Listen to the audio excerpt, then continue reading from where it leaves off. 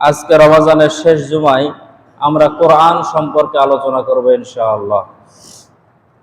এই যে রমজান মাসের এত গুরুত্ব, এত ফজিলত, রমজান মাস অন্যান্য মাসের তুলনায় যে এত দামি হওয়ার পিছনে কারণ হলো মহাগ্রন্থ আল কোরআনুল কারীম। যে এই মাসে আল্লাহ পাক রব্বুল আলামিন কোরআনুল কারীমের নাজিলের সূচনা করেছিলেন। সুবহানাল্লাহ। নবীজি সাল্লাল্লাহু আলাইহি ওয়াসাল্লাম যে সময় মক্কার জমিনে দেখলেন মানুষের ভিতর থেকে মানুষত্ব চলে গেছে, মানুষের ভিতরে পশুর চরিত্র ঢুকেছে, সে সময় নবীজি সাল্লাল্লাহু আলাইহি ওয়াসাল্লাম নিজের বাড়ি থেকে 4-4.5 কিলোমিটার 5 কিলোমিটার দূরে যে পাহাড়ের নাম হলো জাবালের নূর, সেখানে নবীজি সাল্লাল্লাহু আলাইহি ওয়াসাল্লাম ধ্যানমগ্ন অবস্থায় সেখানে বসেছিলেন। আল্লাহ পাক রব্বুল আলামিন হযরত জিবরাইল আলাইহিস সালাতু ওয়াস সালামের মাধ্যমে মহাগ্রন্থ আল কোরআনুল কারীমের নাজিলের সূচনা করলেন লাইলাতুল কদরের রাত্রে। বলেন সুবহানাল্লাহ। আল্লাহ পাক রব্বুল আলামিন নবীজি সাল্লাল্লাহু আলাইহি ওয়াসাল্লামের কাছে হযরত জিবরাইল আলাইহিস সালাতু ওয়াস সালামকে পাঠালেন। সশরীরে হযরত জিবরাইল আলাইহিস সালাতু ওয়াস সালামকে দেখার পরে আল্লাহর রাসূল ভয় পেলেন এবং বাসায় ফিরে আসলেন। হযরতে আম্মাজান হযরত খাদিজাতুল কুবরা রাদিয়াল্লাহু তাআলা আনহাকে বললেন যে খাদিজা, জাম্মিলুনি, আমাকে কম্বল দিয়ে ঢেকে দাও, চাদর দিয়ে ঢেকে দাও, আমার শরীর কাঁপতেছে, আমার শরীরের মধ্যে জ্বর এসেছে, আমি যা দেখেছি এটা জীবনে কোনোদিন দেখি নাই।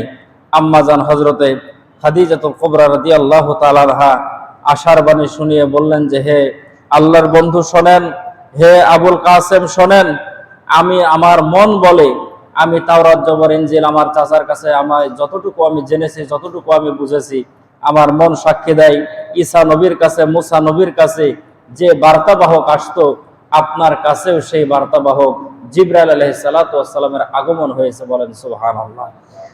আল্লাহ রাসূল সাল্লাল্লাহু আলাইহি ওয়াসাল্লাম একে যখন কোরআনুল কারীমের প্রথম 5টা আয়াত যখন জিবরাইল আলাইহিস সালাতু ওয়াস সালাম যখন শিক্ষা দিলেন, বললেন যে পড়েন ইকরা, আল্লাহর নবী সাল্লাল্লাহু আলাইহি সাল্লাম বললেন যে লা কারিউন, আমি পড়তে জানি না, আমি পড়তে পারি না। এরকম ভাবে একবার, দুইবার, তিনবার বলার পরে হযরত জিবরাইল আলাইহিস সালাতু ওয়াস সালাম আল্লাহর রাসূলকে বুকের সঙ্গে নিলেন এবং অনেক জোরে একটা চাপ দিলেন। নবীজি সাল্লাল্লাহু আলাইহি সাল্লাম বলেন, মনে হয় যেন আমার পাঁজরের হাড্ডিগুলো বাঁকা হয়ে যাচ্ছে, এত জোরে জিবরাইল আলাইহিস সালাতু ওয়াস সালাম চাপ দিলেন। তারপরে নবীজি সাল্লাল্লাহু আলাইহি ওয়াসাল্লাম সূরা আলাকের আয়াতগুলো পড়তে লাগলেন। ইকরা বিসমি রাব্বিকাল্লাযী খলাক, খলাকাল ইনসানা মিন আলাক, ইকরা রাব্বুকাল আকরাম আল্লাযী আল্লামা বিল কলাম। এইভাবে নবীজি সাল্লাল্লাহু আলাইহি ওয়াসাল্লাম তেলাওয়াত করা শুরু করলেন। সম্মানিত উপস্থিতি, দীর্ঘ 23 বছরে আল্লাহ পাক রব্বুল আলামিন নবীজি সাল্লাল্লাহু আলাইহি ওয়াসাল্লামের উপরে কোরআনুল কারীম নাজিল করলেন। এমন একটা ঘুণে ধরা সমাজ, যে সমাজের ভিতরে মানুষের ভিতরে মনুষ্যত্ববোধ ছিল না, মানুষ হয়ে মানুষকে সেজদা করত, মানুষ হয়ে চন্দ্রের পূজা করত, সূর্যের পূজা করত, সেই সমাজে নবীজি সাল্লাল্লাহু আলাইহি ওয়াসাল্লাম দীর্ঘ 13টি বছর কোরআনুল কারীমের দাওয়াত দিলেন। সেই সমাজ হলো সোনালী সমাজ। সেই মানুষগুলোর নাম শুনলে আজকে আমাদেরকে বলতে হয় রাদিয়াল্লাহু আনহুম ওয়া রাদুয়ান। তারাও ছিল আল্লাহ তাআলার উপরে খুশি এবং আল্লাহ হয়ে গেছিলেন তাদের উপরে খুশি। বলেন সুবহানাল্লাহ। মক্কায় নবীজি সাল্লাল্লাহু আলাইহি ওয়াসাল্লামের 13 বছরের মেহনত, মদিনায় নবীজি সাল্লাল্লাহু আলাইহি ওয়াসাল্লামের 10 বছরের মেহনত, এই মোট 23 বছর নবীজি সাল্লাল্লাহু আলাইহি সাল্লামের উপরে কোরআন নাজিল হয়েছে। এই জন্য যে সমস্ত সূরাগুলো মক্কায় নাজিল হয়েছে ওই সমস্ত সূরাগুলোকে বলা হয় মাক্কি সূরা, যেই সমস্ত সূরাগুলো মদিনায় নাজিল হয়েছে ওই সমস্ত সূরাগুলোকে বলা হয় মাদানী সূরা। এবং যে সমস্ত সূরাগুলোর বেশি অংশ নাজিল হয়েছে মক্কায় সেই সমস্ত সূরাগুলো মাক্কি সূরা, যে সমস্ত সূরার বেশি অংশ নাজিল হয়েছে মদিনায় সেই সমস্ত সূরাগুলো মাদানী সূরা। মানে এরকমও কিছু সূরা আছে যে অর্ধেক মক্কায় নাজিল হয়েছে আবার অর্ধেক মদিনায় নাজিল হয়েছে। এই সমস্ত সূরাগুলোর ভিতরে বেশিরভাগ যে অংশ মক্কায় নাজিল হয়েছে এই সমস্ত সূরাগুলো মাক্কি, যে সমস্ত সূরাগুলোর অধিকাংশ মদিনায় নাজিল হয়েছে বেশিরভাগ সেই সমস্ত সূরাগুলো মাদানী। সূরাগুলো দুই ভাগে বিভক্ত, মাক্কি সূরা এবং মাদানী সূরা। আমরা সহজভাবে জানবো যে সমস্ত সূরাগুলো মক্কায় নাজিল হয়েছে সেই সমস্ত সূরাগুলো মাক্কি, যে সমস্ত সূরাগুলো মদিনায় নাজিল হয়েছে সেই সমস্ত সূরাগুলো মাদানী। মজার বিষয় হলো, জানার বিষয় হলো, কোন জায়গায় কোন সূরা 114টা সূরা নাজিল হয়েছে সেই জায়গাগুলো পুরা মক্কা এবং মদিনার মধ্যে এখনো চিহ্ন করা আছে। কোন জায়গায় কোন সূরা কোন আয়াত কোথায় নাজিল হয়েছে বিভিন্ন জায়গায় সেই সমস্ত চিহ্নগুলো গেলে দেখা যায়।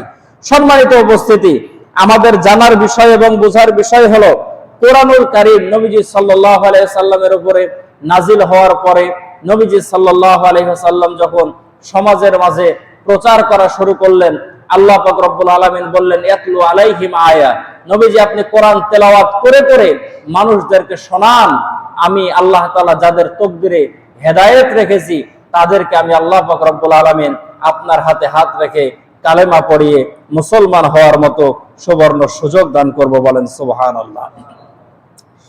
এখন চিন্তার বিষয় হলো, যে পাহাড়ে কোরআনুল কারীম নাজিল হলো সেই পাহাড়ের দাম বেড়ে গেল। যেই নবীর উপরে কোরআনুল কারীম নাজিল হলো সেই নবীর দাম বেড়ে গেল। যেই রাত্রে কোরআনুল কারীম নাজিল হলো সেই রাত্রের দাম বেড়ে গেল। যেই মাসে কোরআনুল কারীম নাজিল হলো সেই মাসের দামও বেড়ে গেল। কোরআনুল কারীমের সঙ্গে যার স্পর্শ লেগেছে তার দাম দুনিয়ার মধ্যে বেড়ে গেছে, আখিরাতেও বেড়ে যাবে। বলেন সুবহানাল্লাহ। সাধারণত বুঝার জন্য আমরা বলি, আমরা যে 50 টাকা 60 টাকা দিয়ে রেহাল কিনি কোরআনুল কারীম পড়ার জন্য, সেটা রাখার জন্য একটা সাধারণ কাঠ, সেই কাঠ দিয়ে আলমারি বানানো হয়েছে, শোকেস বানানো হয়েছে, দামি সোফা বানানো হয়েছে। সেই কাঠের কিছু অংশ দিয়ে রেহাল বানানো হয়েছে। সোফাতে লাথি লাগলে সালাম দিতে হয় না, টেবিলে পা ঠেকলে সালাম দিতে হয় না, খাটের উপরে শুয়ে থাকি মানুষ সকালবেলা সালাম করে ওঠে না। কিন্তু 50 টাকার রেহাল যেখানে কোরআনুল কারীম রাখা হয়েছে, কেবলমাত্র সেটা যদি হাত থেকে পড়ে যায় বা মনের অজান্তেই যদি পা লেগে যায়, মানুষ সেটা বুকে লাগায়, মুখে চুমা খায়, সালাম করে। কিসের জন্য? সেটার সঙ্গে কোরআন লেগেছে, এই জন্য তার দাম বেড়ে গেছে। সম্মানিত উপস্থিতি, দামি দামি কাপড় মানুষ পরিধান করে, কাপড় যতই দামি হোক না কেন সেই কাপড় মানুষের পায়ে যদি লাগে তাহলে সেই কাপড় সালাম করে, এরকম পাওয়া যায় না। কিন্তু আপনি কাফনের কাপড়, মানুষকে লাশকে পরানোর পরে কিছু কাপড় বেঁচে গেছে, ওটা দিয়ে কোরআন বানানো, কোরআন ঢাকার জন্য জুজদান বানাইছে, গেলাপ বানাইছে। সেই কাপড় যদি মনের অজান্তে হাত থেকে পড়ে যায়, মনের অজান্তেই যদি পা লেগে যায়, তাহলে মানুষ সেটা বুকে লাগায়, চুমা খায়, সেটাকে মানুষ সম্মান করে। কিসের জন্য? সেটা কোরআনুল কারীমের সঙ্গে লেগেছে। সম্মানিত উপস্থিতি, যতই দামি কাপড় হোক না কেন সেই কাপড় পরিষ্কার করার জন্য কোনো মাসালা নাই। তবে যদি নাপাক কাপড় যদি হয় সেটা পরিষ্কার করার মাসালা আছে। কিন্তু কাপড় দামি, এই কাপড়ের পানি কোথাও ফেলা যাবে কি যাবে না, এই ধরনের শরীয়তের কোনো মাসালা নাই। কিন্তু যে কাপড় দিয়ে কোরআনুল কারীম ঢাকা থাকে, যে কাপড় দিয়ে কোরআনুল কারীম ঢাকা থাকে, সেই কাপড় এক সময় ময়লা হয়। সেই কাপড়টা যখন আপনি পরিষ্কার করবেন, এই কাপড়ের পানি আপনি কোথায় ফেলবেন, এটার মাসআলা শরীয়তের মধ্যে আছে। এই পানি আপনি যে সে জায়গায় ফেলতে পারবেন না। যে জায়গায় পানি নাফাকিতে যাওয়ার যদি সম্ভাবনা থাকে, তাহলে যে কাপড় দিয়ে কোরআন ঢাকা থাকে সেই কাপড় আপনি সেই জায়গার মধ্যে নাফাকি পানির মধ্যে মিশে যাবে, সেই জায়গার মধ্যে সেই পানি আপনি ফেলতে পারবেন না। সেই পানি এমন জায়গায় আপনাকে ফেলতে হবে যে জায়গায় নাফাকি যাওয়ার কোনো সম্ভাবনা নাই। অনেক ফুকাহায়ে ইকরামের মত হলো সেই পানি মানুষ ঘরের মধ্যে ছিটিয়ে দেবে, আল্লাহ পাক রব্বুল আলামিন বরকত নাযিল করবে।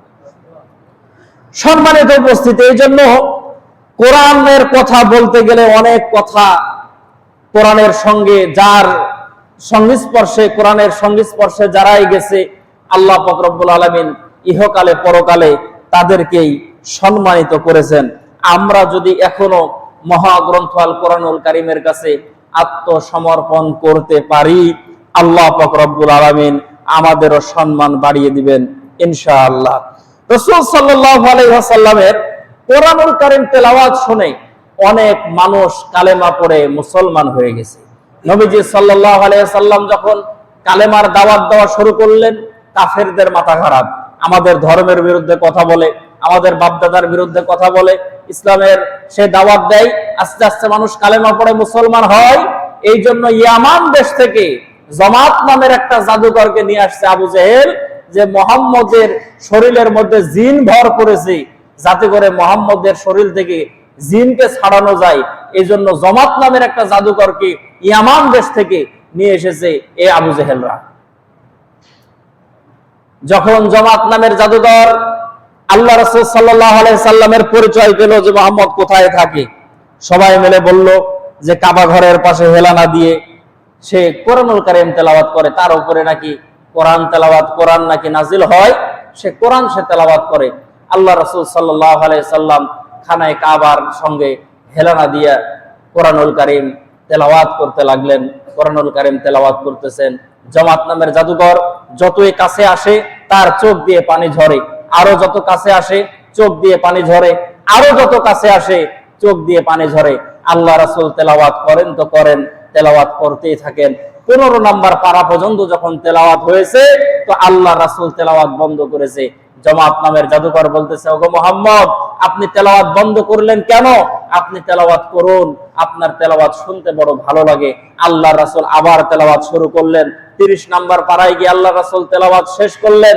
জমাত নামের জাদুকর ডাক দিয়ে বলল যে মুহাম্মদ, আমাকে তো তারা ভাড়া করে নিয়ে এসেছে, তোমার শরীরের মধ্যে নাকি জিন আছে, এই জিনের আসর থেকে তোমাকে মুক্তি করার জন্য, কিন্তু তুমি যে তেলাওয়াত করতেছো এই তেলাওয়াত কোন সময় মানব রচিত কোরআন হতে পারে না, মানুষ রচিত এই সমস্ত কথাগুলো হতে পারে না, এটা আল্লাহ তাআলার পক্ষ থেকে আসে।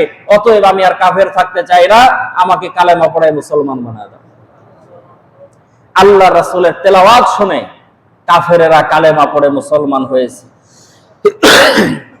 অত্যন্ত দুঃখ এবং পরিতাপের বিষয় হলো সেই যুগের কাফেরেরা কোরআনুল কারীম তেলাওয়াত শুনে মুসলমান হলো।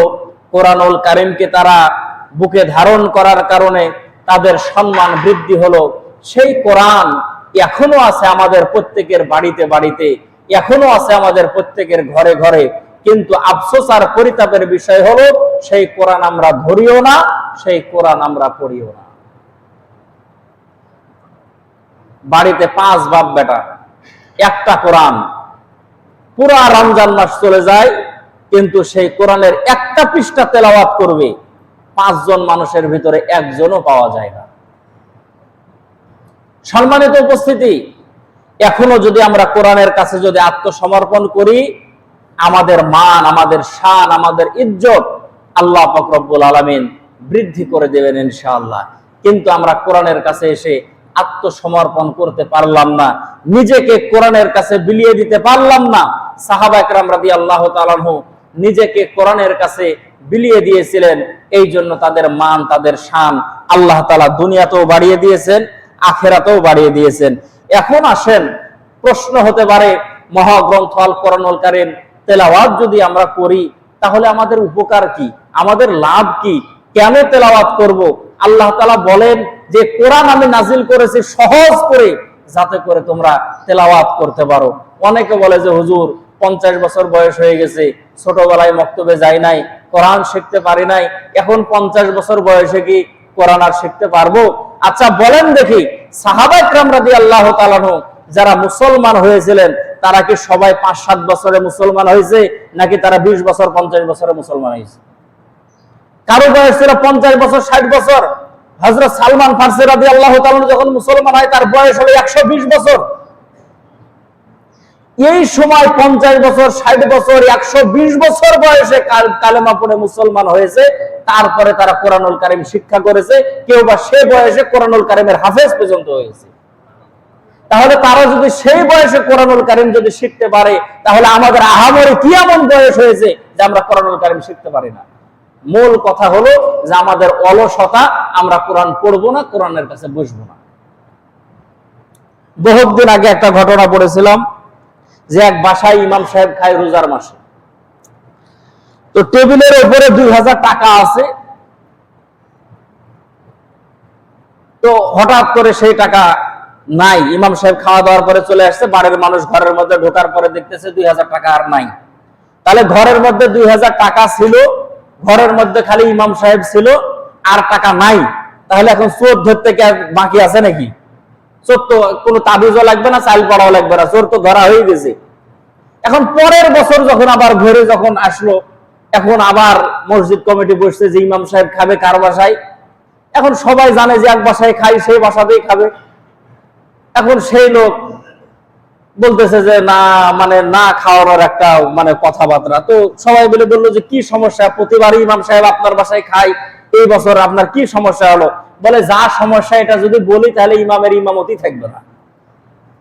লোকজন চমকে গেল, হায় সর্বনাশ, তাহলে কোন ইমামের পিছনে নামাজ পড়ি, যে কি দোষ করেছে যে কথা বললে ইমামের ইমামতি থাকবে না? তো বলেন দেখি কি, তাহলে ইমাম রাখবো না, আপনি বলেন কি সমস্যা? তো বলতেছে যে ঘরের ভিতরে ইমাম সাহেব ছিল, টেবিলের উপর 2000 টাকা ছিল, ইমাম সাহেবও ভাত খায় বাড়াইছে, টেবিলের উপর 2000 টাকাও নাই, তাহলে 14 থেকে আর বাকি আছে, বুঝাইতে গেল 2000 টাকা কে লিয়েছে। ইমাম সাহেব বলা হলো যে হুজুর এরকম তো আপনার নামে অভিযোগ। ইমাম সাহেব আফসোস করে বললেন যে বড় আফসোস আর পরিতাপের কথা হলো যে একটা বছর চলে গেল, ওই বাড়ির মানুষ একটা বার কোরআনুল কারীম সে খুলে দেখেনি।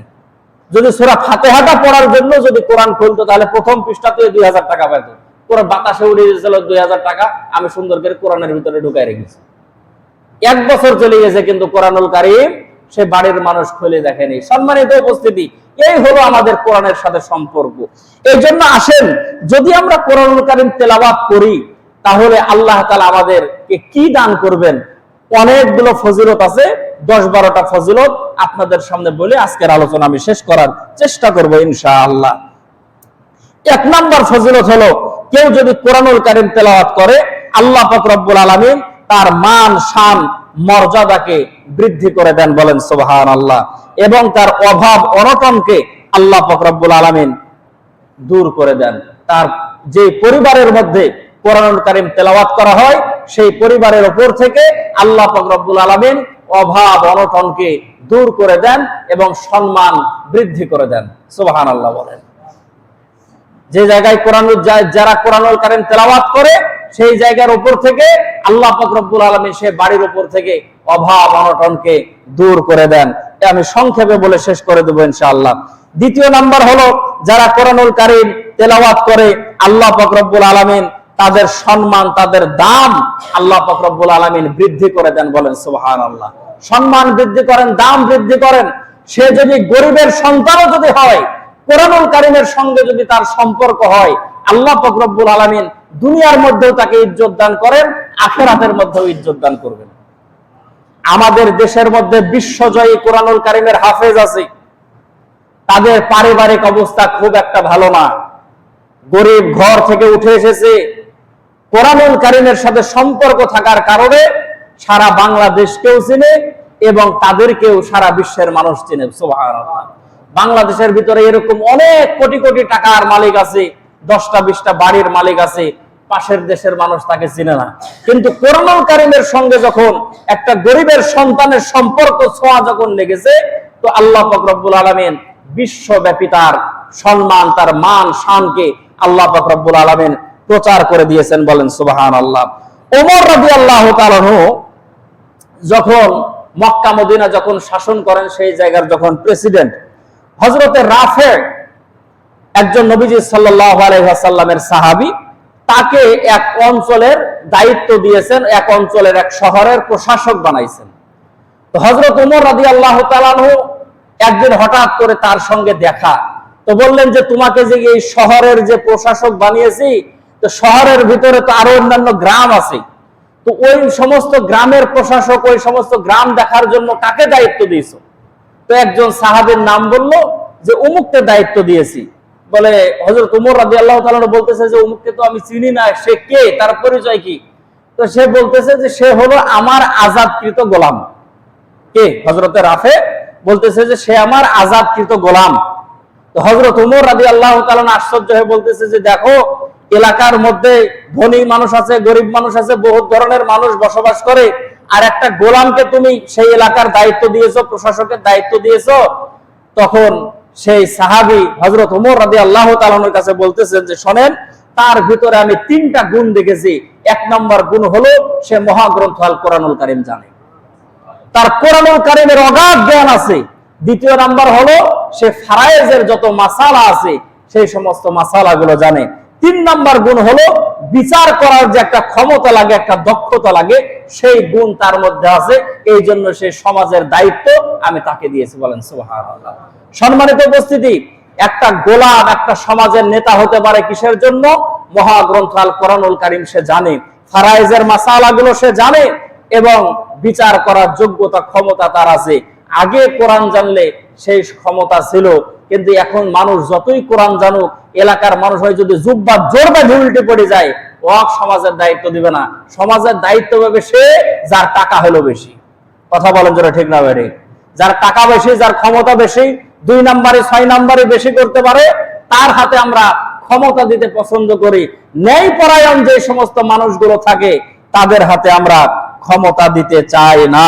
3 নাম্বার, যারা কোরআনুল কারীম তেলাওয়াত করে, আল্লাহ পাক রব্বুল আলামিন এক একটা হরফে 10টা করে নেকি আল্লাহ পাক রব্বুল আলামিন তাদের আমলনামার মধ্যে দান করেন। নবীজি সাল্লাল্লাহু আলাইহি ওয়াসাল্লাম এই কথা বলার পরে বললেন আলিফ লাম মিম। সাহাবীদেরকে জিজ্ঞেস করলেন যে সাহাবীরা, এই যে আলিফ লাম মিম বললাম, তোমরা কি মনে করলা যে এটা একটা হরফ? আলিফ আলাদা, লাম আলাদা, মিম আলাদা, 3টা হরফ তুমি পড়েছো, আল্লাহ তাআলা তোমার আমলনামার মধ্যে 3 × 30 নেকি দান করেছে। বলেন সুবহানাল্লাহ। সম্মানিত উপস্থিতি, এই জন্য 3 নাম্বার ফায়দা হলো, ফজিলত হলো, উপকার হলো, যারা কোরআনুল কারীম তেলাওয়াত করবে আল্লাহ পাক রব্বুল আলামিন তাদেরকে এক একটা হরফে 10টা করে নেকি দান করবে। কি আফসোসের কথা, পুরা রমজান চলে গেল, রমজানে তো 70 থেকে 700 গুণ সওয়াব বেশি, কিন্তু আমি 1 সফা কোরআনুল কারীম তেলাওয়াত করার সুযোগ পেলাম না। সম্মানিত উপস্থিতি, 4 নাম্বার হলো, 4 নাম্বার ফজিলত হলো, 4 নাম্বার উপকার হলো, কোরআনুল কারীম যারা পড়ে এবং যারা পড়ায় তারা হলো দুনিয়ার মধ্যে শ্রেষ্ঠ। কমন একটা হাদিস যারা মক্তবের মধ্যে ভর্তি হয় তারাও জানে, খায়রুকুম মান তাআল্লামাল কুরআন ওয়া আল্লামা। দুনিয়ার মধ্যে সবথেকে শ্রেষ্ঠ ব্যক্তি হলো যারা কোরআনুল কারীম শিখে এবং কোরআনুল কারীম শেখায়। সেটা মাদ্রাসা হোক বা মক্তবে হোক, যারা কোরআনুল কারীম শিখে, ওই যে ছোট্ট ছোট্ট বাচ্চারা মসজিদের মধ্যে যায়, মসজিদের ইমাম আলিফ বা তা সা এই যে অক্ষরগুলো যে শেখায়, যারা শিখে আর যারা শেখায় তারা হলো দুনিয়ার মধ্যে সবথেকে শ্রেষ্ঠ। এটা আল্লাহর রাসূলের কথা। সুবহানাল্লাহ বলেন। এই জন্য কোরআনুল কারীম শেখা এবং কোরআনুল কারীম শেখানো এটা হলো সবথেকে ভালো কাজ। কিন্তু আজকে আমরা আমাদের সন্তানগুলোকে কোরআনুল কারীম শেখাতে চাই না, কারণ আমাদের সমাজের ধ্যান ধারণা হলো যে সন্তানকে যদি কোরআনুল কারীম যদি শেখায় তাহলে ওর কপালে আছে মুঠির চাল। কথা বলেন যেটা ঠিক না ঠিক? কারণ ইমামের বেতন কোন কোয়ালিটি হয় এটা তো সমাজের মানুষ সবাই জানে। ইমামের বেতনের স্কেল কত এটা তো এলাকার মানুষ সবাই জানে। তাহলে আমার বেটা 10 বছর 12 বছর মাদ্রাসাত পড়াবো, আর মাদ্রাসাত পড়ানোর পরে মুঠির চাল তাক ধরাই দিবে, মুঠির চাল দিয়ে তার বেতন হবে, এটা কি যারা জ্ঞানী তারা কি এটা মানতে পারবে? মানতে পারে না। এই জন্য তো সমাজের ভিতরে হাফেজে কোরআন তৈরি হয় না, এই জন্য সমাজের ভিতরে আলেম পাওয়া যায় না। সম্মানিত উপস্থিতি, একটা সময় ছিল যে সময় আমাদের এখন দেশের মধ্যে ইংরেজরা ভাগ করে দিয়েছে, একটা একেবারে এমন জেনারেল শিক্ষা, সাধারণ শিক্ষা এমন ভাবে করেছে যার ভিতরে কোরআন হাদিস নাই, আর মাদ্রাসার শিক্ষা এমন ভাবে এক সময় তৈরি করে দিয়েছিল যে জায়গায় শুধু কোরআন হাদিসই পড়বে, সাধারণ জ্ঞানের কাছাকাছি তারা যেতে পারবে না। কিন্তু যদি স্কুল কলেজ মাদ্রাসা সবগুলোর ভিতরে সাধারণ জ্ঞান থাকা দরকার, কোরআনের জ্ঞান যদি থাকা দরকার, এরকম যদি হতো তাহলে যে সমস্ত ছাত্ররা স্কুল কলেজ ভার্সিটির মধ্যে পড়তো তারাও আল্লাহ পাক রব্বুল আলামিনের কোরআন এবং নবীজি সাল্লাল্লাহু আলাইহি ওয়াসাল্লামের হাদিস সম্পর্কে তারাও জ্ঞান অর্জন করতে পারত। নবীজি সাল্লাল্লাহু আলাইহি সাল্লাম বললেন, এর সমাজের মধ্যে পৃথিবীর মধ্যে সবথেকে শ্রেষ্ঠ হলো তারা যারা মহাগ্রন্থ আল কোরআনুল কারীম পড়ে এবং আল কোরআনুল কারীম পড়ায়। তার পাঞ্জাবি যদি ছেঁড়া হয় তাও সে আল্লাহ তাআলার কাছে দামি, তার টুপি যদি পুরাতন হয় তাও সে আল্লাহ তাআলার কাছে দামি, কারণ রাসূল সাল্লাল্লাহু আলাইহি সাল্লাম বলেছেন তারাই হলো শ্রেষ্ঠ। 5 নাম্বার ফজিলত হলো যারা কোরআনুল কারীম তেলাওয়াত করে তাদের সাদৃশ্য হলো সুগন্ধিযুক্ত ফলের মতো। বলেন সুবহানাল্লাহ। সুগন্ধিযুক্ত ফলের মতো। নবীজি সাল্লাল্লাহু আলাইহি ওয়াসাল্লাম হাদিস শরীফের মধ্যে বলেন, উতরুজ্জা একটা ফল আছে আরবের মধ্যে, যেই ফলের এবং অনেক মিষ্টি এবং ফলের অনেক ঘ্রাণ। ফলটা মালটার মতো, যেরকম স্বাদ সেরকম ঘ্রাণ। নবীজি সাল্লাল্লাহু আলাইহি সাল্লাম বলেন, যে ইমানদার ব্যক্তি কোরআনুল কারীম তেলাওয়াত করে সে হলো সেই সুগন্ধিযুক্ত ফলের মতো, যার ভিতরে স্বাদও আছে, তার ভিতরে ঘ্রাণও আছে। বলেন সুবহানাল্লাহ। আর যে ইমানদার ব্যক্তির ঈমান আছে, কথা খেয়াল করে শুনবেন, যে ব্যক্তির ঈমান আছে এবং কোরআনুল কারীম তেলাওয়াত করে সে হলো সুগন্ধিযুক্ত ফলের মতো, তার ভিতরে মিষ্টি স্বাদ আছে এবং তার ভিতরে ঘ্রাণ আছে। আর যে ইমানদার ঈমান আছে কিন্তু কোরআনুল কারীম তেলাওয়াত করে না, যার ঈমান আছে কিন্তু কোরআনুল কারীম তেলাওয়াত করে না, নবীজি বলেন যে তার উদাহরণ হলো খেজুরের মতো। ঈমান থাকার কারণে তার ভিতরে মিষ্টতা আছে কিন্তু তার ভিতরে ঘ্রাণ নাই। খেজুরের মিষ্টি আছে কিন্তু ওকে নাকে লাগাবেন, ওর কোনো ঘ্রাণ আছে? আর কোনো সেন্ট নাই। এই জন্য নবীজি বলেন যে ইমানদার কোরআনুল কারীম তেলাওয়াত করে তার সাদৃশ্য হলো, তার উদাহরণ হলো যে সুমিষ্ট ফলের মতো, ঘ্রাণওয়ালা ফলের মতো, যে তার ভিতরে মিষ্টতাও আছে, তার ভিতরে ঘ্রাণও আছে। আর যে ইমানদার ব্যক্তি, মুসলমান ব্যক্তি কোরআনুল কারীম তেলাওয়াত করে না, তার উদাহরণ হলো খেজুরের মতো, মিষ্টতা আছে ঈমান থাকার কারণে কিন্তু তার ভিতরে কোনো ঘ্রাণ নাই। যে মুনাফিক কোরআনুল কারীম তেলাওয়াত করে তার উদাহরণ নবীজি সাল্লাল্লাহু আলাইহি সাল্লাম বলেন গোলাপ ফুলের মতো, দেখতে সুন্দর দেখায় কিন্তু গোলাপ ফুল দেখতে চমৎকার, ঘ্রাণ ছড়ায়। সে কোরআন তেলাওয়াত করে এজন্য ঘ্রাণ ছড়ায়, কিন্তু তার ভিতরে মুনাফিকি। নবীজি বলেন যে সে গোলাপ ফুলের মতো, গোলাপ ফুল ঘ্রাণ ছড়ায়, দেখতে সুন্দর হয় কিন্তু একটা পাপড়ি জিহ্বায় নিয়ে দেখবেন জম্মের তিতা। আল্লাহ রাসূল বলেন যে মুনাফিক যে তেলাওয়াত করে তার উদাহরণ হলো সে গোলাপ ফুলের মতো, যে সে সুগন্ধ ছড়ায় কিন্তু মুখের মধ্যে দিলে তিতা, তার কোনো স্বাদ নাই। নবীজি সাল্লাল্লাহু আলাইহি সাল্লাম বলেন ওই মুনাফিকের আরো খারাপ, যে মুনাফিক তো আছে আবার কোরআনুল কারীম তেলাওয়াত করে না, সে হলো মাকাল ফলের মতো। কিসের মতো? মাকাল ফলের মতো। ও ওর যেমন কোনো ঘ্রাণও নাই এবং কোনো স্বাদও নাই এবং কোনো তার ভিতর থেকে কোনো ফায়দাও পাওয়া যায় না। এই জন্য সম্মানিত উপস্থিতি, মানুষ যদি কোরআনুল কারীম যদি তেলাওয়াত করে তাহলে নবীজি সাল্লাল্লাহু আলাইহি সাল্লাম তাকে সুগন্ধযুক্ত ফলের সঙ্গে তুলনা করেছেন। বলেন সুবহানাল্লাহ। 6 নাম্বার, মানুষ যদি কোরআনুল কারীম তেলাওয়াত করে সেখানে যদি কেউ না থাকে, আল্লাহ পাক রব্বুল আলামিনের রহমতের ফেরেশতারা তার কোরআনুল কারীমের তেলাওয়াত শুনে। সুবহানাল্লাহ, একটু জোরে বলেন। একজন সাহাবী হযরত আবু দারদা রাদিয়াল্লাহু তাআলা বলেন রাত 3টার সময় উঠলাম, আমার ঘোড়ার আস্তাবল আছে যেখানে ঘোড়া বেঁধে রাখা হয়, তার পাশে বসে রাত্র 3টার সময় আমি কোরআনুল কারীম তেলাওয়াত করতেছি। আমার তেলাওয়াত যত বাড়ে আমার আস্তাবলের ঘোড়া তত জোরে জোরে লাফায়। আমি তেলাওয়াত থামাই, ঘোড়ার লাফানি থামে। আমার সন্তান পাশে শুয়ে আছে আর আমি তেলাওয়াত করি, ঘোড়া লাফায়। তেলাওয়াত বন্ধ করি, ঘোড়া থেমে যায়। আমি এক পর্যায়ে চিন্তা করলাম যে আমি যদি এভাবে তেলাওয়াত করতেই যদি থাকি তাহলে তো ঘোড়ার লাফানির কারণে মনে হয় ঘোড়ার কদম আমার সন্তানের গায়ের উপরে পড়ে আমার সন্তান মারা যাবে। এই জন্য আমি তেলাওয়াত বন্ধ করে দিলাম। তেলাওয়াত বন্ধ করার পরে আমি উপরের দিকে তাকায়া দেখি যে উপরের দিকে সুন্দর মেঘ দেখা যায় এবং মেঘের ভিতরে দেখতেছি যে সুন্দর উজ্জ্বল, মনে হয় যেন নক্ষত্র জলজল করে জ্বলতেছে। কিছুক্ষণ পরে তাকায়া দেখি যে বাতাসের সঙ্গে মিশে গেল, সেই উজ্জ্বল নক্ষত্র আর দেখা যায় না। ফজরের নামাজের পরে আল্লাহর রাসূলকে জিজ্ঞেস করলাম যে ইয়া রাসূলুল্লাহ, রাতের বেলা আমি কোরআন তেলাওয়াত করতেছিলাম, আল্লাহর রাসূল নবী বলতেছেন যে আরেকটু বেশি তেলাওয়াত করো নাই? বলে ইয়া রাসূলুল্লাহ, তেলাওয়াত করতেছিলাম কিন্তু আমার আস্তাবলের ঘোড়া লাফাচ্ছিল। বলে আমি তারপরে কি করেছো? বলে আমি তেলাওয়াত বন্ধ করেছি। বলে আরেকটু তেলাওয়াত করতে পারো নাই? বলে ইয়া রাসূলুল্লাহ, আবার তেলাওয়াত শুরু করেছি, ঘোড়া আবার লাফানো শুরু করেছে। বলে আর তেলাওয়াত করো নাই? ইয়া রাসূলুল্লাহ, আবার তেলাওয়াত শুরু করেছি, আবার ঘোড়া লাফানো শুরু করেছে।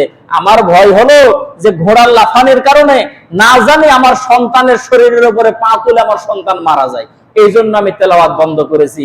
কিন্তু ইয়া রাসূলুল্লাহ, আমি আকাশের দিকে তাকায়া দেখলাম আকাশের মধ্যে মেঘ দেখা যায়, মেঘের মধ্যে নক্ষত্র দেখা যায়। কিছুক্ষণ পরে দেখলাম মিশে গেল। নবীজি বলেন তো দেখি এটা কি?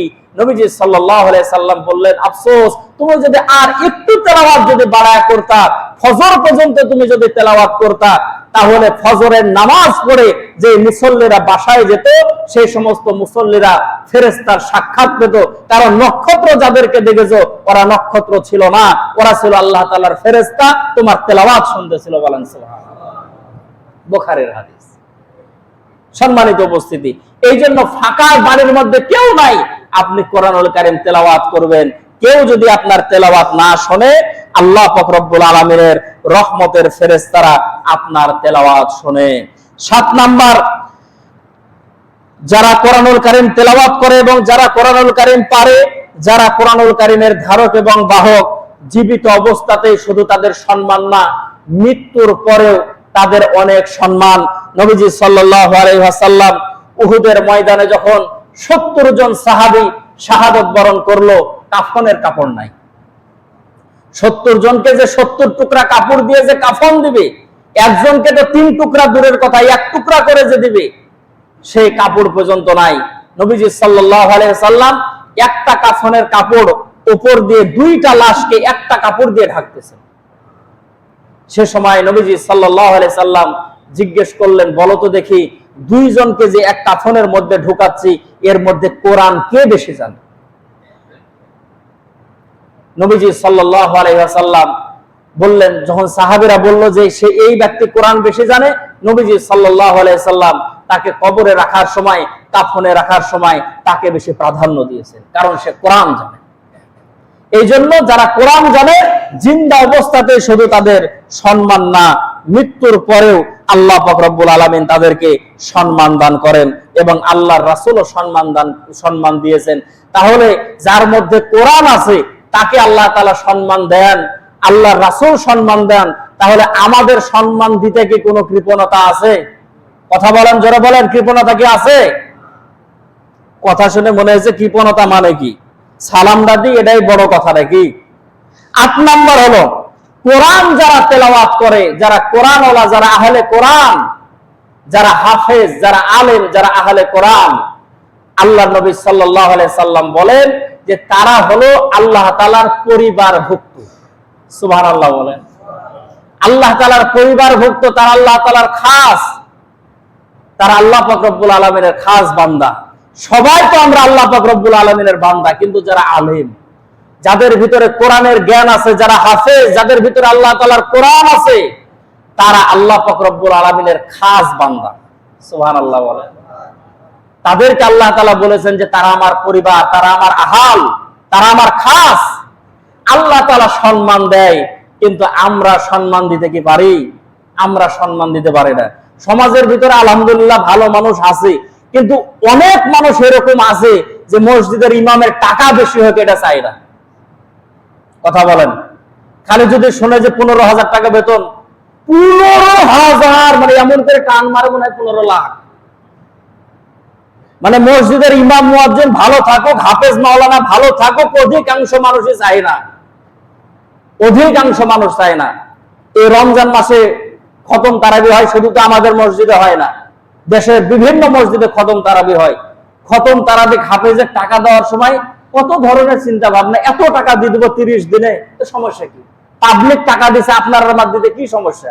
50,000 টাকা দিচ্ছে, 2 হাফেজে 25,000 করে ভাগ করে দিয়ে দিবেন, ফেলে গেল। 60,000 টাকা দিচ্ছে, 30,000 করে ভাগ করে দিয়ে দিবেন, সমান ভাবে পুরাই গেল। কথা যেহেতু আসলো, একটা মাসালা বলে দিই। দাতা যারা দান করে, এটা মসজিদ কমিটির জানে থাকা খুব দরকার। কারণ নবীজি সাল্লাল্লাহু আলাইহি সাল্লাম বলেছেন যে কিছু মানুষ আছে যারা মসজিদ মাদ্রাসার খেদমত করে, তাদের জন্য আল্লাহ তাআলা জান্নাতে ভালো ব্যবস্থা করবে। তবে মসজিদ মাদ্রাসার খেদমত করতে যায় যদি মানুষের উপরে জুলুম করে, ইয়ার বিচার ডবল হবে। মানুষ মনে করে যে নিজের জন্য 2 নাম্বারি করলে এটা আল্লাহর কাছে হিসাব দিতে হবে, কিন্তু আল্লাহর ঘরের কারণে যদি 2 নাম্বারি করি তাহলে এর কারণে মনে হয় হিসাব দিতে হবে না। যে খাস জায়গা আছে, আমি যদি দখল করে নিই তাহলে এটা অপরাধ হলো, আর মসজিদের কানে যদি দখল করি তাহলে এটা সওয়াব হলো নাকি? যেটা অপরাধ সেটা অপরাধ। অনেক জায়গা আছে শহরে, যে জায়গার গন্ডগোল আলা জায়গা, সেই জায়গায় মসজিদ বানায়, যে মানুষ বাড়ি করলে তো ভেঙে ফেলে দিবে, কিন্তু মসজিদ তো ভাঙতে পারবে না। এই জন্য গন্ডগোল আলা জায়গার উপরে এই মসজিদ বানায়। সম্মানিত উপস্থিতি, আল্লাহ তাআলার আদালতে হবে ডবল বিচার হবে, যে নিজে তো অপরাধ করলো, কিন্তু আল্লাহর ঘরকে কিসের জন্য আল্লাহ তাআলার আদালতে আবার বিচারের কাঠগড়ায় দাঁড় করালো। এই জন্য যে সমস্ত মানুষগুলো মসজিদের মধ্যে টাকা দান করে, কিছু মানুষ আছে টাকা দেয় যে হুজুর এই 1000 টাকা দিলাম, এই টাকা দিয়ে মসজিদে দুটো জায়নামাজ কিনবেন। মসজিদ কমিটির দায়িত্ব হলো ওই 1000 টাকা দিয়ে মসজিদের জায়নামাজ কিনা, এটা শরীয়তের মাসালা। এই 5000 টাকা দিলেও যে এই টাকা দিয়ে মসজিদের একটা জানালা বানাবেন, মসজিদ কমিটির দরকার হবে সেই টাকা দিয়ে মসজিদের জানালা বানানো। এই 10,000 টাকা দিলেন, এটা দিয়ে মসজিদের কার্পেট কিনবেন, মসজিদ কমিটির কাজ হলো সেটা দিয়ে কার্পেট বানানো। এই 50,000 টাকা দিলাম, এটা দিয়ে বাথরুম বানাবেন, মসজিদ কমিটির কাজ হবে সেটা দিয়ে বাথরুম বানানো। হ্যাঁ, যদি আপনার বাথরুম আছে, কার্পেট আছে, জায়নামাজ আছে, জানালা আছে, দরজা আছে, তারপরেও যদি কিছু মানুষ দিতে চায়, তাহলে আপনি বলবেন যে ভাই আপনি যেই জিনিস দিতে চাচ্ছেন সেই জিনিস আমার মসজিদে আছে, এই জিনিসের আমার প্রয়োজন নাই। তার যদি ইচ্ছা হয় দান করবে, যদি ইচ্ছা না হয় দান করবে না, অন্য মসজিদে দান করবে। কিন্তু আপনি তার কাছ থেকে টাকা নিলেন, সে টাকা দিল এক কাজে আর আপনি ব্যয় করবেন অন্য কাজে, এটা করা জায়েজ নাই, শরীয়তে নিষেধ, সম্পূর্ণ হারাম। যেই নিয়তে মানুষ দান করবে সেই খাতেই আপনাকে সেই টাকা দিতে হবে। হ্যাঁ, কিছু মানুষ 10,000 টাকা দান করেছে, দান করে দিলাম, আপনারা যে কাজে হয় সেই কাজে করেন, সেটা ভালো কথা। সেই কাজ আপনি ইমামের বেতন দেন, মুয়াজ্জিনের বেতন দেন, আপনি মসজিদের যে কাজ করবেন করান, কোনো সমস্যা নাই। কিন্তু কোন মালিক যদি কোন নিয়াত করে টাকা দেয় যে এই কাজ 10টা কোরআন কিনে মসজিদে দিবেন, আপনাকে 10টা কোরআন কিনে দিতে হবে। হুজুর মসজিদে যে কেউ কোরআন পড়ে না, তাহলে আপনি আগে দান যে করলে তাকে বললেন না কেন যে কোরআন পড়ার মসজিদে মানুষ নাই? আপনি তারাবির জন্য টাকা উঠালেন, টাকা যখন দেখলো যে মেলা টাকা উঠে গেছে, এতগুলো টাকা হাফেজে দিয়ে দিব, তখন বললো মসজিদের ফান্ডে রেখে দিব। সম্পূর্ণরূপে হারাম, সম্পূর্ণরূপে হারাম। আপনারা ঠিক বললেও ঠিক, না বললেও ঠিক। আমার নামের শুরুতে 3 অক্ষরে মুফতি লেখা আছে, এই জন্য আশেপাশের এলাকার যে সমস্ত মানুষগুলো আছে মাসালা জানার কারণে কল দেয় যে হুজুর এই কাজটা কিভাবে করবো, এই কাজটা কিভাবে করবো। আফসোস আর দুঃখের কথা হলো আমার মুসল্লিকে আমি বুঝাইতে পারি না, আমার মুসল্লিকে আমি বুঝাতে পারি না। কি দুঃখের কথা বলেন। এই জন্য মানুষ যে খাতে যে টাকা দান করবে সেই খাতে সেই টাকা দিবেন, চিন্তা আপনার করার দরকার নাই। আল্লাহর ঘর আল্লাহ কিভাবে চালাবে সেটা আল্লাহ তাআলা জানে। কথা কি বোঝা গেছে? এই জন্য সম্মানিত উপস্থিতি, আলেম ওলামাদেরকে সম্মান করবেন, শ্রদ্ধা করবেন, ভক্তি করবেন, হাদিয়া বাড়াই দিবেন, আল্লাহ পাক রব্বুল আলামিন আপনাদের ইজ্জত সম্মান বাড়াই দিবে। রাগটা করলেন নাকি আবার? সম্মানিত উপস্থিতি, এই জন্য যারা কোরআনুল কারীম তেলাওয়াত করে, তারা যারা আল্লাহ পাক রব্বুল আলামিনের আহালের সঙ্গে আল্লাহ তাআলা তুলনা করেছেন। 9 নাম্বার হলো কোরআনওয়ালাকে সম্মান করা, মানে হাফেজ আলেমকে সম্মান করা, মানে আল্লাহ তাআলাকে সম্মান করা। সুবহানাল্লাহ, আর একটু জোরে বলা যাবে? কোরআনওয়ালাকে সম্মান করা মানে আল্লাহ তাআলাকে সম্মান করা। এক হাদিসে আসছে 3টা কথা।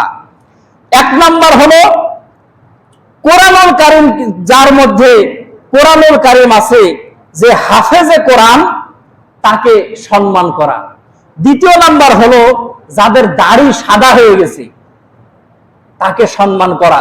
আর যারা ন্যায়পরায়ণ বাদশা তাকে সম্মান করা।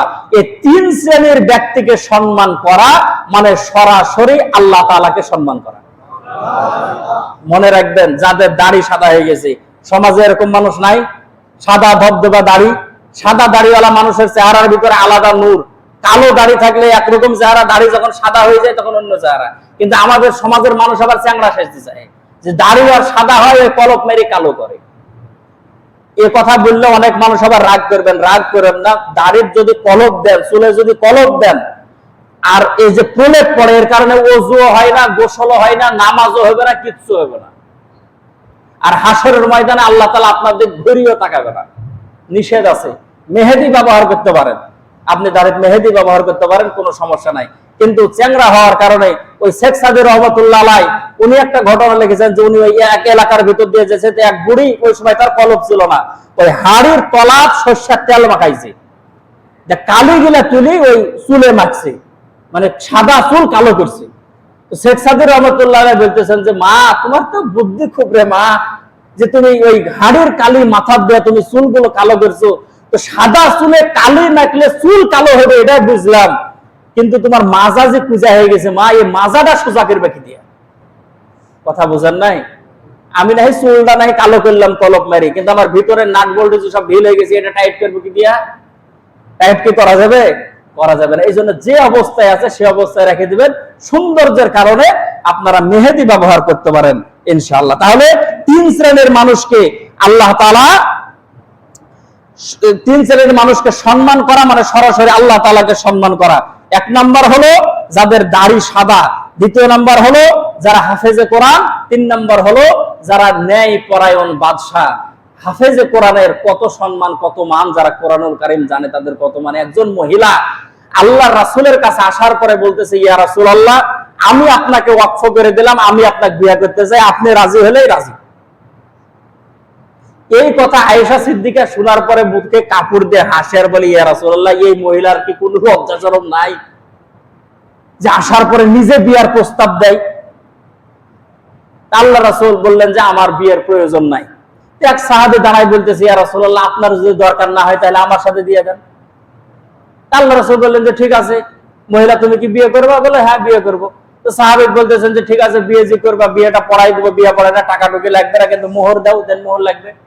তো সে লুঙ্গি দেখা বলতেছে, ইয়া রাসূলুল্লাহ, আমার এই লুঙ্গি ছাড়া আর কিচ্ছু নাই। বলে একটা লোহার আংটি টাংটিও নাই? বলে তাও নাই। বলে এই লুঙ্গির অর্ধেক কাটি যদি মোহর দিয়ে দাও তাহলে অর্ধেক দিয়ে তো তুমি সতরে ঢাকতে পারবে না, তাহলে তো বিয়ে হবে না।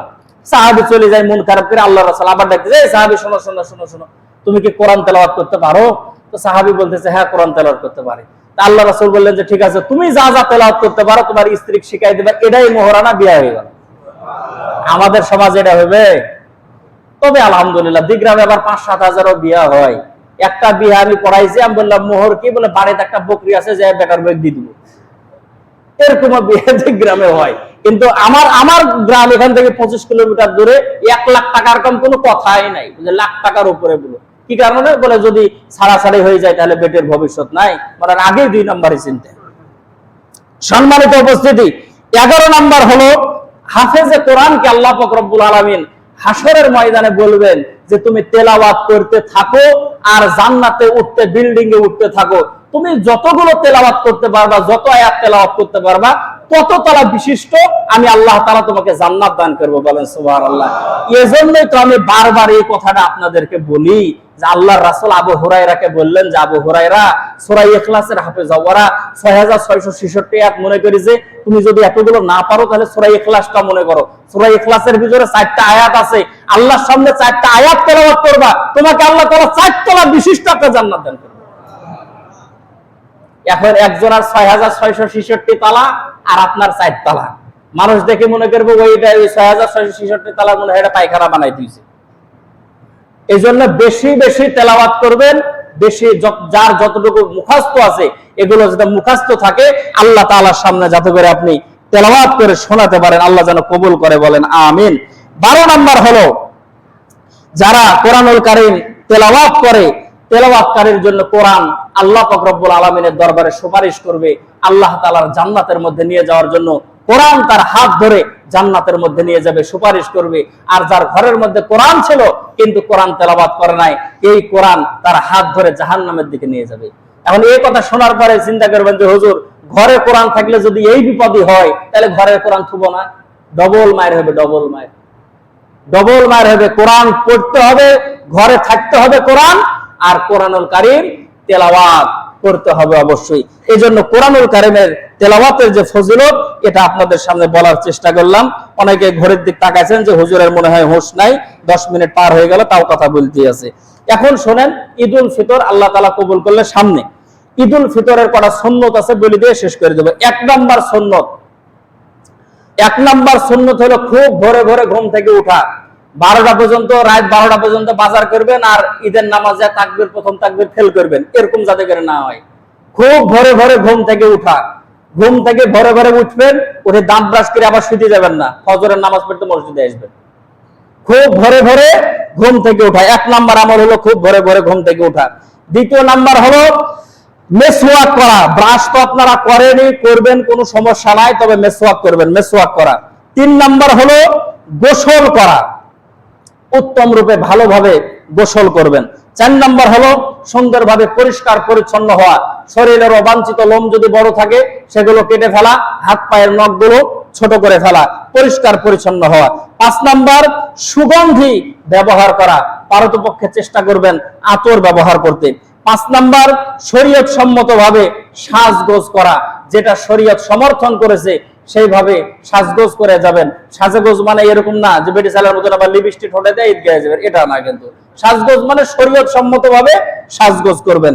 আতর দিলেন, চোখের মধ্যে সুরমা দিলেন, ভালো রুমাল মাথার উপরে দিলেন, ভালো পোশাক পরলেন, তারপরে গেলেন, শরীয়ত সম্মতভাবে সাজগোজ করা। 7 নাম্বার হলো ঈদগাহে যাওয়ার পূর্বে কিছু খাওয়া, একটা খেজুর হলো খাবেন, মিষ্টান্ন জাতীয় জিনিস এই ঈদুল ফিতরে খেয়ে ঈদগাহে যাওয়া, এটা হলো সুন্নত। 8 নাম্বার হলো ঈদগাহে যাওয়ার পূর্বে সদকাতুল ফিতর আদায় করা। গত জুমাতেও বলেছি, আবার বলে দিতেছি, সদকাতুল ফিতর ঈদের নামাজের আগে আদায় করতে হবে, তাছাড়া আদায় হবে না। 9 নাম্বার, ঈদের নামাজ ঈদগাহে পড়া। ঈদের নামাজ আবহাওয়া যদি ভালো থাকে, আকাশ যদি সুন্দর থাকে, আমাদের কেন্দ্র ঈদগাহে ঈদের নামাজ হবে ইনশাআল্লাহ। 10 নাম্বার, ঈদগাহে পায়ে হেঁটে যাওয়া। যাদের সমস্যা তারা ভ্যানে যাবেন, কোনো সমস্যা নাই, কিন্তু মুসান দেখায় মোটরসাইকেল নিয়ে কেউ যাবেন না, পায়ে হেঁটেই যাবেন। 11 নাম্বার হলো এক রাস্তা দিয়ে যাওয়া, অপর রাস্তা দিয়ে আসা। আমাদের যেহেতু একটাই রাস্তা, তাহলে রাস্তার এক ধার দিয়ে যাব, অপর ধার দিয়ে আসব। এক রাস্তা দিয়ে যাওয়া, অপর রাস্তা দিয়ে আসা মানে হলো এক রাস্তা দিয়ে যাওয়ার সময় কিছু আত্মীয় স্বজনের সাথে দেখা হবে, আর এক রাস্তা দিয়ে আসলে আরো কিছু আত্মীয় স্বজনের সাথে দেখা হবে, এই জন্য এক রাস্তা দিয়ে যাওয়া, আর এক রাস্তা দিয়ে আসা। আমাদের যেহেতু ঈদগাহে যাওয়ার রাস্তাই একটা, তাহলে যাওয়ার সময় ডান দিক দিয়ে যাব, আসার সময় বাম দিক দিয়ে আসবো। 12 নাম্বার হলো যাওয়ার সময় তাকবীর পাঠ করতে করতে যাওয়া। আল্লাহু আকবার, আল্লাহু আকবার, লা ইলাহা ইল্লাল্লাহ, আল্লাহু আকবার, আল্লাহু আকবার, ওয়ালিল্লাহিল হামদ। যখন চাঁদ উঠবে তখন থেকে তাকবীর শুরু করবেন, আবার মাগরিব পর্যন্ত, ঈদের দিন মাগরিব পর্যন্ত এই তাকবীর আমরা পাঠ করতেই থাকবো ইনশাআল্লাহ। এটা হলো সুন্নত। এখন কথা হলো, আমাদের ঈদের নামাজ হবে, যেদিনই ঈদ হোক, ঈদের নামাজ হবে সকাল 8টার সময়। কটার সময়? সকাল 8টার সময়। তাহলে আমরা মোটামুটি 9টার ভিতর যদি ঈদগাহে চলে যাই, তাহলে জামাতটা পুরাই ভালো করে পাই নেব নাকি? 8টার যেহেতু জামাত শুরু হবে, তার 45 মিনিট আগে থেকে বয়ান শুরু হবে, আমরা আগে আগে ঈদগাহে যাওয়া শুরু করব। 8টা 1 মিনিটও হবে না, 8টার সময় আল্লাহু আকবার নামাজ শুরু হয়ে যাবে ইনশাআল্লাহ। 8টার সময় যারা আসেনি তাদেরকে জানাই দিবেন। ঈদের দিন আমাদের 3টা-4টা যে গোরস্থান আছে, গোরস্থানগুলো জিয়ারত হবে।